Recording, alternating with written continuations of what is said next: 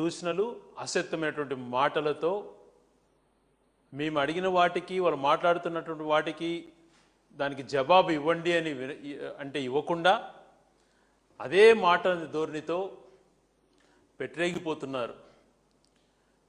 అధికారం ఉంది కదా అని అహంకారము, లేకపోతే అధికారంలో ఉన్నాము, మాకున్నటువంటి మీడియా శక్తులు మాకున్నాయి, మేము మాట్లాడింది నిజం అనుకుంటారు ప్రజలు అన్నటువంటి దురాలోచన ఉందో తెలియదు. కానీ పదే పదే అవే దూషణలు, అవే అసత్యమైనటువంటి మాటలతో ప్రతిరోజు అది చావుకు పోయినా, పెళ్లికి పోయినా, ఎక్కడికి పోయినా ఒకటే వాయిద్యం అన్నట్టు ఏ మీటింగ్కి పోయినా ఇదే వాయిద్యం.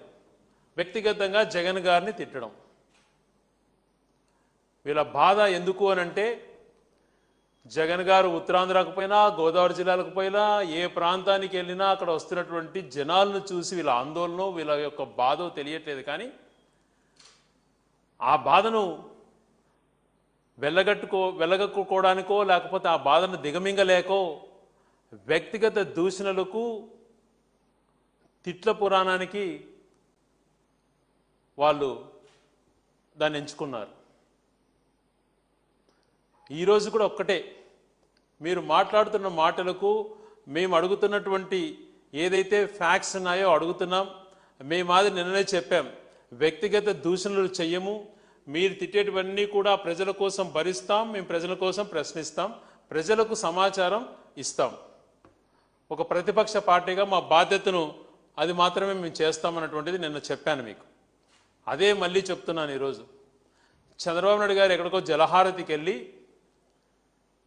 ఈ ప్రాజెక్టులన్నీ నేనే చేశాను, ఆంధ్రప్రదేశ్ అన్నపూర్ణంగా మారడానికి కారకులు నేను, కేఎల్ రావు గారు శ్రీశైలం ప్రాజెక్టు నాగార్జున సాగర్ కట్టారు, మిగతావన్నీ నేను కట్టానని మాట్లాడుతున్నాడు. 2004లో రాజశేఖర రెడ్డి గారు వచ్చిన తర్వాత ప్రాజెక్టులకు నిర్లక్ష్యం చేశారట. అయ్యా సిగ్గన్న ఉండొద్దయ్యా మీకు మాట్లాడేటప్పుడు. ప్రాజెక్టులు కట్టడము దండగా, వ్యవసాయమే దండగా అని చెప్పి మీరు పుస్తకంలో రాసి ఏ ప్రాజెక్టుకు కనీసం ₹1 కేటాయించకుండా ఈరోజు మీరు చెప్పేటువంటి మొట్టమొదటిది వెలుగొండ ప్రాజెక్టును నేనే శంకుస్థాపన చేశాను, నేనే పూర్తి చేశాను అంటాడు.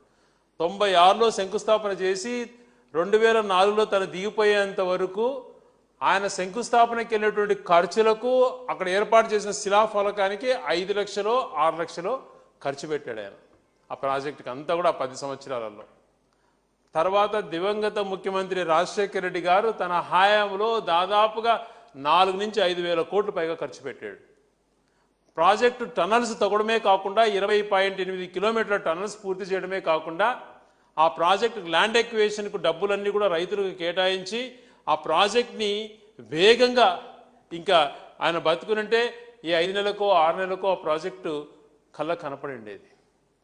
తర్వాత ఆయన మరణించిన తర్వాత వచ్చినటువంటి ముఖ్యమంత్రులు కానీ తర్వాత వచ్చినటువంటి చంద్రబాబు నాయుడు గారు 5 సంవత్సరాలలో ఏమీ చేయకుండా నిర్లక్ష్యం చేసి అక్కడ వచ్చేటువంటి కమిషన్లకు ఆశపడి అసలు 500 కోట్లు 600 కోట్లు మాత్రమే కూడా ఖర్చు పెట్టలేదు. తర్వాత జగన్మోహన్ రెడ్డి గారు వచ్చిన తర్వాత 3,000 కోట్లు పైగా ఖర్చు పెట్టి ఆ టనల్స్ ఓపెన్ అయ్యాయి. ఈయన అంటున్నాడు చంద్రబాబు నాయుడు గారు, జగన్మోహన్ రెడ్డి గారు కేవలం పోటీ పెట్టుకున్నారని. అయ్యా టనల్స్ ఓపెన్ అయితే దాదాపుగా ప్రాజెక్ట్ పూర్తి అయిపోయినట్లది, ప్రాజెక్ట్ కంప్లీట్ అయింది. నువ్వెంత ఖర్చు పెట్టావో అంతకుముందు నువ్వు శంకుస్థాపన చేసిన తర్వాత 10 సంవత్సరాలలో ఎంత ఖర్చు పెట్టావో, తర్వాత 14, 19 మధ్యన ఎంత ఖర్చు పెట్టావో, ఇప్పుడు ఎంత ఖర్చు పెట్టావో ప్రాజెక్టు పైన లెక్కలు ఇవ్వగలుగుతావా? వెలుగొండ ప్రాజెక్టు పరిస్థితి అది. తర్వాత నువ్వు మాట్లాడేటువంటిది ఈరోజు అనుసంధానం చేశానటువంటిది. ఆ పోలవరం ప్రాజెక్టుకు సంబంధించింది స్పిల్వే లేట్ అవుతోంది. అనుమతుల కోసం దాదాపుగా 26 అనుమతులలో 25 అనుమతులు రాజశేఖర గారు తీసుకొచ్చి ఆ పోలవరాన్ని పూర్తి స్థాయిలో ఒక రూపకల్పన చేసి దాన్ని దాదాపుగా పనులు మొదలుపెట్టించి స్పిల్వేతో పాటు కెనాల్స్ చేయాలని చెప్పి లెఫ్ట్ కెనాల్ రైట్ కెనాల్ అని చేస్తే ఈరోజు రైట్ కెనాల్లో 4 కెనాల్ మొత్తం తవ్వింది రాజశేఖర రెడ్డి గారి హయాంలో. అయితే నువ్వు 4 మోటార్లు బిగించి నువ్వు నీళ్ళు ఇచ్చినానని చెప్తావా? నువ్వు చెప్పేటువంటి రైట్ కెనాల్ పోలవరందే పట్టిసీమ అనేటువంటి పేరు పెట్టుకున్నావు, రాజశేఖర్ గారు తవ్వించినటువంటి లెఫ్ట్ కెనాల్ను పురుషోత్తం అని పేరు పెట్టావు తప్పితే ఇంకా నువ్వు ఏమీ చేయలేదు అన్నటువంటిది ఒక్కసారి ఆలోచన చేసుకో. నిన్ను సూటిగా ప్రశ్నిస్తున్నాను. ఈ రోజుటికి నువ్వు ముఖ్యమంత్రిగా ఈ రాష్ట్రానికి 17 నుంచి 18 సంవత్సరాలు ఉన్నావు. నీ హయాంలో ఒక్క ప్రాజెక్ట్ కన్నా రూపకల్పన జరిగిందా? ఒక్క ప్రాజెక్ట్ కన్నా డిజైన్స్ చేశారా అన్నటువంటిది ఒక్కసారి ఆలోచన చేసుకో. శ్రీశైలం నాగార్జున సాగర్ ఎవరో కట్టారు అని అంటాడు. శ్రీశైలం గౌరవ నీలం సంజీవ్ రెడ్డి గారు మన నాగార్జున సాగర్ బ్రహ్మానంద రెడ్డి గారి యొక్క హాయంలో కంప్లీట్ అయ్యి ఆ 2 ప్రాజెక్టులతో తెలంగాణ ప్రాంతం కానీ ఆంధ్రప్రదేశ్ కానీ అన్నపూర్ణగా మారడానికి కారకులైనటువంటి వాళ్ళను ఆ పేరును స్మరించడానికి నువ్వు ఇష్టపడలేదు అని అంటే నువ్వు ఎంత దుర్మార్గుడు అర్థమవుతావు. గుంటూరు, కృష్ణా, ప్రకాశం పార్టు, నల్గొండ, ఖమ్మం, వరగ ఈ ప్రాంతానికి నాగార్జున సాగర్ నీళ్ళు వచ్చినాయనంటే కారకులు ఎవరు? బ్రహ్మానంద రెడ్డి గారు. ఆ టైంలో శ్రీశైలం కంప్లీట్ చేసింది గౌరవ సంజీవ్ రెడ్డి గారు. నీ హాయంలో ఏమన్నా చేసావా? రాయలసీమ రతనాలసీమగా మారడానికి ఈయన చేశాడంట. ఆ హంద్రినివా ఎలా వచ్చిందో నీ హాయంలో దాన్ని ఏం చేసావో 2 సార్లు శంకుస్థాపన చేసి ఆ శంకుస్థాపన ఖర్చుల మీద కూడా నువ్వు ఇవ్వలేదు డబ్బులు. నిధులు రాజశేఖర రెడ్డి గారు ఎంత ఇచ్చారు, ఎంత కంప్లీట్ చేశారు అన్నటువంటిది ఒకసారి దానికి చర్చకు వస్తే నేను వస్తాను. లేకపోతే నువ్వు రాలేనంటే ఎవరో నీ మనిషిని పంపించు. గెండికోట ప్రాజెక్టు దగ్గర నుంచి, గుండ్లకమ్మ ప్రాజెక్టు దగ్గర నుంచి, గోదావరి ప్రాంతంలో లిఫ్ట్ ఇరిగేషన్స్, తాడిపూడి, పుష్కర ప్రాజెక్టుల దగ్గర నుంచి, ఇటు పక్క చూసుకుంటే జీడిపల్లి దగ్గర నుంచి, గొల్లపల్లి రిజర్వాయర్ దగ్గర నుంచి, మారేపల్లి రిజర్వాయర్ దగ్గర నుంచి, శ్రీనివాసపురం రిజర్వాయర్ వరకు, గెండికోట, సర్వరాయ సాగర్, వామికొండ, సోమశిలలో 76 టీఎంసీ నిలబడడానికి, కండలేరులో 66 టీఎంసీ నిలబడడానికి, ఇవన్నీ తెలుగంగ ప్రాజెక్ట్ పూర్తి కావడానికి ఇవన్నీ ఎవరండి చేసింది? నిధులు ఎంత అన్నటువంటి చూపించబోయానంటే ఎదురుదాడి ఇలాంటి మాటలు మాట్లాడటమే తప్పితే ఏమన్నా చేస్తున్నారా? ఎంతసేపు అవతలు చేసిన దాంట్లోకి క్రెడిట్ రాకుండా నీ పేరు అన్నీ నేనే చేసిన అని చెప్పుకోవడం. నువ్వు వాటికి అన్నిటికీ అగేనెస్ట్.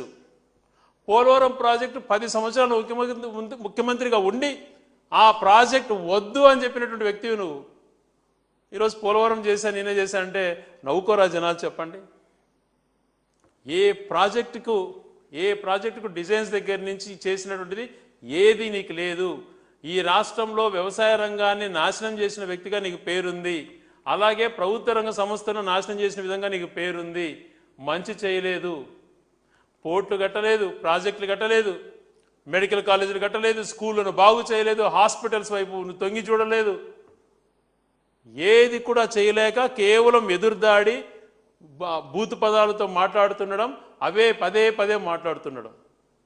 మీరు ఒక పక్కన ఇలా అసత్యమైన మాటలు మాట్లాడుతుంటే మరొకరు నీ కుమారుడు గారు ఇంకోచోటికి వెళ్ళి వివేకానంద రెడ్డి గారి హత్య జగన్మోహన్ రెడ్డి గారు చేశారని మాట్లాడతాడా? అయ్యా, ఆ మాట్లాడేటప్పుడన్నా మీకు కొంచెమన్నా విఘ్నతన్నా ఉండాలి కదా. ఏం జరుగుతుంది ఆ కేసులు అన్నీ తెలుసు కదా.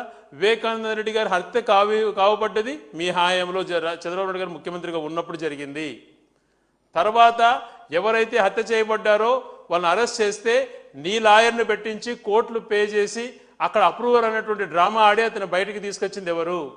తర్వాత సిబిఐకి ఎంక్వైరీ చేసి సిబిఐ అనేక రంగాలలో చేసి కేసు అంతా కొలిక్కొచ్చింది. ట్రయల్కి జరుగుదామంటే ట్రయల్ జరగకుండా అడ్డుకుంటుంటుంది ఎవరు? ఆ ట్రయల్ జరిగితే వాస్తవాలు బయటకు వస్తే మీ యొక్క నైజం బయటపడుతుంది. మీరు రాజకీయంగా మాట్లాడడానికి ఏముండదు, ఆ తప్పు మీపైకి వస్తుంది అని చెప్పి ఆ సిబిఐ ఎంక్వైరీ చేసిన కేసులో ట్రయల్ జరగనీయకుండా ఆపుతుండదు ఎవరు? ఈరోజు అక్కడ హత్య కాబట్టినటువంటి మనుషులకు నీకు ఒకే లాయర్ ఉన్నాడా లేదా? ఇన్ని కళ్ళకు బాగా స్పష్టంగా కనపడేటట్టు వాస్తవాలు కనపడుతున్నా దుష్ప్రచారమే మీ విధానం అన్నటువంటిది మాట్లాడుతున్నారు. ఎస్, మేము అడ్డుగోలు మాటలు మాట్లాడచ్చు, ఇంకా ఎక్కువ మంది చూస్తారు మేము బూతు మాటలు మాట్లాడితే. కానీ సంస్కారం అడ్డొస్తుంది. మీరు బూతు మాటలు మాట్లాడటమే మీ నైజం అన్నటువంటిది మీరు డిసైడ్ అయ్యారు. కానీ మేము స్పష్టంగా ప్రజల కోసం ఏదైతే ఉన్నాయో ప్రజాస్వామ్యపరంగా ఉండాలన్నటువంటి మా ఆలోచన ఉందో దాన్నే కొనసాగిస్తూ మీ బూతులను భరిస్తూ వాస్తవాలు చెప్పమని ధైర్యం ఉంటే మేము మాట్లాడే అసత్య మాటలు అయితే మీరే రండి, ఇద్దరం 1 to 1 కూర్చున్నాం, ఎవరు వచ్చినా వాస్తవాలు ఏందో మాట్లాడతామని తెలియజేస్తున్నా. దానికి సిద్ధమా అంటే ఏ రోజు మాట్లాడరు, మళ్ళీ బూతులతో ఇంకొక రకంగా విరుచుకుపడతారు. ఎక్కడికి పోయినా ఇవేనా నవ్వుకుంటున్నారు ఆంధ్ర రాష్ట్ర ప్రజలు. ఒక పక్కన ఎన్కౌంటర్లు దారుణంగా చంపేస్తున్నారు, దళితులకు గౌరవం లేదు, దళితులు వ్యవస్థలు చేసి దారుణంగా మహిళలను చేసినటువంటి పరిస్థితి. జ్ఞానేశ్వరి అనేటువంటి అమ్మాయి గురించి మాట్లాడట్లేదు. ప్రతిరోజు హత్యలు జరుగుతూనే ఉన్నాయి, మానభంగాలు జరుగుతూనే ఉన్నాయి, ఎన్కౌంటర్లు జరుగుతూనే ఉన్నాయి. పోలీసుల అక్రమాలతో భయపడి సూసైడ్ చేసుకొని సెల్ఫీ వీడియోలు పెడుతున్నారు. ఇవన్నీ కూడా వాస్తవాలన్నీ కూడా చర్చ జరగనీయకుండా ఆ వాస్తవాల సమాధానం చెప్పుకోలేక రోజు వ్యక్తిగత విమర్శలకే మీరు ప్రాధాన్యతనిస్తున్నారు, బూతులకే ప్రాధాన్యతనిస్తున్నారు. ఈరోజు ఏ ప్రాజెక్ట్ ఇక్కడ జరిగినా, ఈరోజు జిందాల్ స్టీల్ ప్లాంట్ గురించి కూడా అక్కడికి వెళ్ళి ఇష్టానుసారం మాట్లాడారు. అదే రోజు చెప్పాడు ఆయన, ఈ స్టీల్ ప్లాంట్ రావడానికి కారకులు జగన్మోహన్ రెడ్డి గారు, ఆయన వల్లనే ఇక్కడ ప్రాజెక్ట్ నిర్మింపజేస్తున్నామని చెప్పినప్పుడు దానికి నోరు మెదపరు. మళ్ళా అక్కడ కూడా వ్యక్తిగత దూషణలకు ప్రాధాన్యతనిస్తారు. రోజు జరుగుతున్న తంతే ఇది. మీరు ఇలాగే వ్యక్తిగతంగా మాట్లాడుతుండండి, ప్రజలు మీకు తగిన గుణపాఠం చెప్తారు. మేమైతే వాస్తవాలు ఏదైతే మీరు మాట్లాడుతున్నారో దాన్ని వాస్తవాలు ఇవి అని తెలియజేస్తున్నాం. మీరు మాట్లాడేది తప్పు అని చెప్తున్నాం. ధైర్యం ఉంటే మీరు దీనికి సమాధానం చెప్పండి అని అడుగుతున్నాం. మీకు ధైర్యం ఉంటే సమాధానం చెప్పండి.